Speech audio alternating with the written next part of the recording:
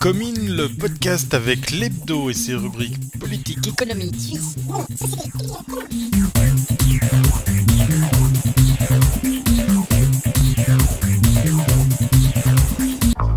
Un, deux, trois.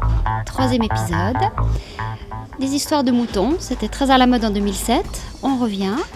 Happy Bed, chez Saatchi. L'histoire d'un spot qui n'aurait jamais dû exister, mais des fois ce qui est impossible finit par l'être. On est dans une des plus grandes agences, si ce n'est la plus grande agence en Suisse romande. C'est très très grand, c'est très très beau. Il faudrait presque un GPS pour s'y retrouver. Il y a même des gens qui sourient, joli, quand on les filme. Et puis bien sûr, il y a aussi plein d'autres gens, comme Olivier Girard, ses acolytes qu'on va bientôt voir à l'écran, qui vont tous les trois nous parler et bien de ce fameux spot de télé qui n'aurait jamais dû voir le jour. Les voilà, ils sont en train de travailler. Olivier, voilà un spot qui l'idée naît à Saint-Gall, elle passe par Genève, elle se réalise à Paris et elle finira peut-être à Cannes. Alors raconte-nous l'histoire de Happy Bed, comment une petite PME de Saint-Gall a l'idée de venir chercher des créatifs à Genève, et puis toi, avec un budget qui finalement c'est un tout petit client, tu pars à Paris et vous faites un spot terriblement créatif qui à tel point passe même sur le site de CB News.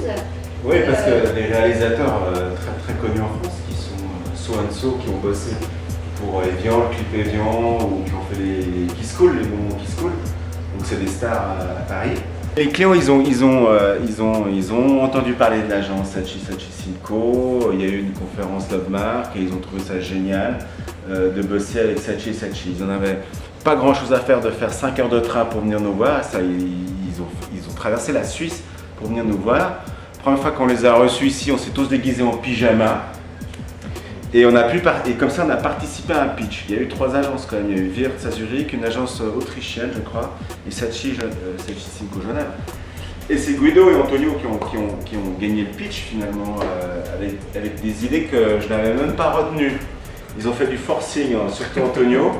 Je n'avais pas retenu cette idée parce qu'elle coûtait trop cher à produire. Vous allez voir qu'à la fin, sans des réalisateurs hyper cool et des créatifs et un client ouvert, et des producteurs et des réalisateurs où tout le monde bosse gratuitement, même la prod à Paris, elle a explosé sa marge. Je veux dire, ils ont investi 5 fois le prix de ces spots. Chef, on a besoin de vous pour endormir quelqu'un, venez vite. Laisse tomber, depuis qu'elle est liée à Pi, on n'a plus besoin de sauter pour endormir les hommes. Ok, il y a des moutons dans ce spot, mais d'où vient l'idée? Comment vous avez trouvé tout ça? Comme toujours, à un certain moment, on désespère et on ne sait pas quoi faire. Et là, c'est où les idées un peu hors du commun sortent.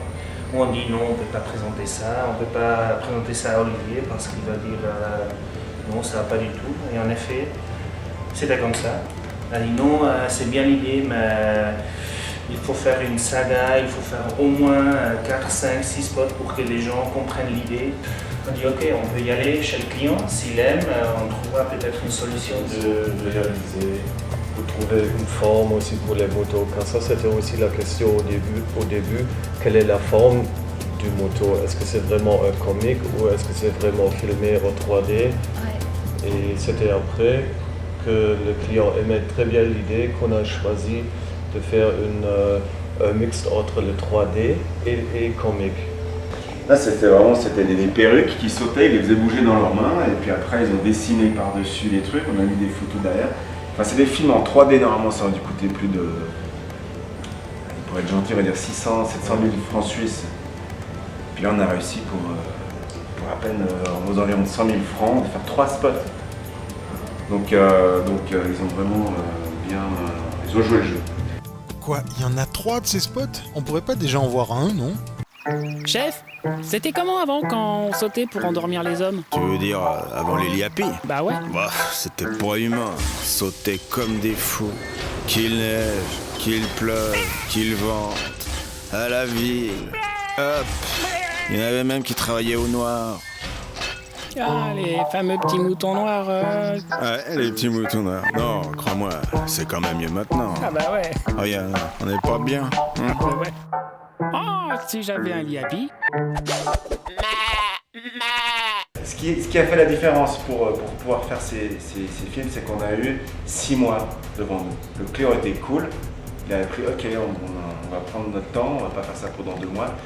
On a eu 6 mois de travail, on a pris du temps et à la fin, même les voix off, ça a été fait maison. Quoi. Il n'y a pas eu de tout, personne n'a dépensé de l'argent pour faire ces trucs. Alors le client était content. Résultat. C'est un peu un anachronisme du temps aussi parce que c'est presque un peu embarrassant qu'il dit tout le temps merci, mais vous aimez tout, oui, on vous fait confiance. C'est vraiment, on n'y croit même pas, on retourne de Ghost Out tout le temps et on rigole parce que c'est vraiment, normalement on retourne du client et dit il faut faire ça, il faut faire ça, il faut faire ça. Mais là c'est vraiment, ils nous ont fait pleine confiance et oui, et c'est rigolo aussi de venir d'une agence comme Saatchi, d'un réseau international. Et on va à Gozo, dans une petite ville de peut-être 25 000 habitants, même pas. Et le client qui se prend 3-4 heures du temps, boire des cafés, un sandwich, sushi, il fait tout pour nous. C'est génial. Comme tu as déjà dit, c'était pas seulement l'idée comme ça, c'était toujours quand on a eu des nouvelles idées, on a toujours proposé, le client est vraiment toujours ouvert. Et ça, c'est très magnifique de travailler avec un client comme ça. Je me souviens même que d'abord, c'était des autres réalisateurs qui avaient été choisis. Oui. Parce que So&So, leur prod avait dit non. En fait, leur prod à Paris a dit mais non, on peut pas venir bosser pour 100 000 francs suisses.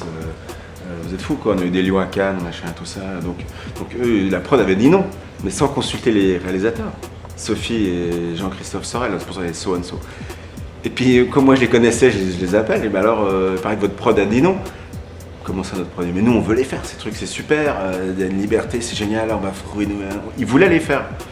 Donc, ils ont dit à leur prod qu'ils voulaient les faire. Et leur prod dit, vous êtes gentils, mais on n'a pas d'argent. Ouais, mais on veut les faire. Puis ils les ont quand même fait, quoi. J'ai fait un rêve où nous n'aurions plus à sauter toutes les nuits pour endormir les hommes, où nous ne serions plus des touffes de laine avec des numéros. Eh bien, ce jour est arrivé. Fini les moutons condamnés à sauter.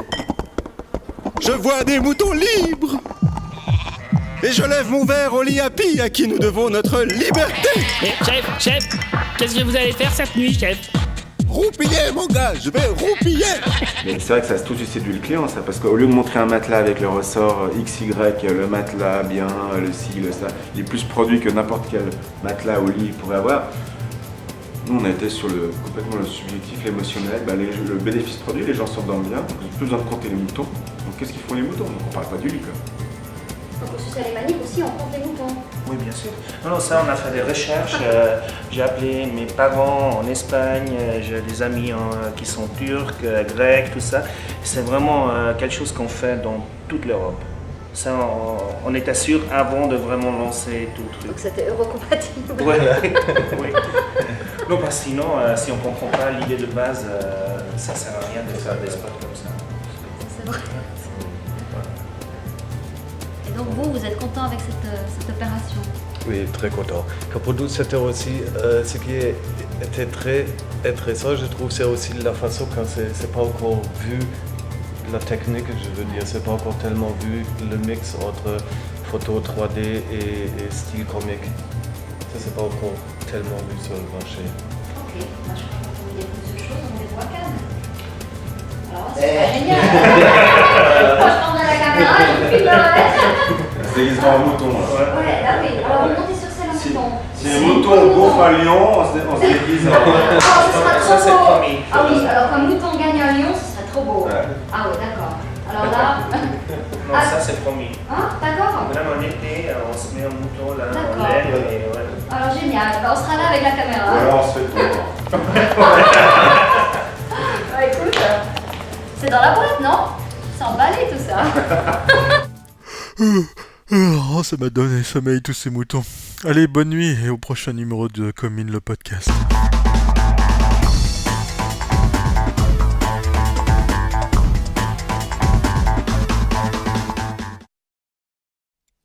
thierryweber.com. T'es sûr que la première fois c'était pas bien?